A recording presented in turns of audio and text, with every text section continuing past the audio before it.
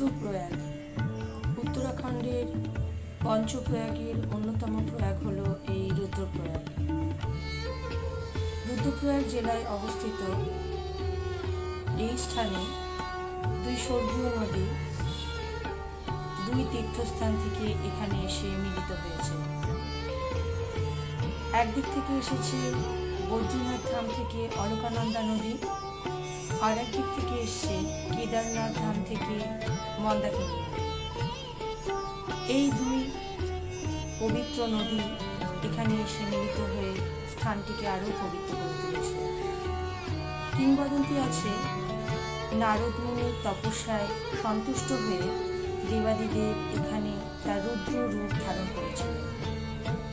সেই থেকেই এই স্থানের নাম রুদ্রপ্রয়াগ।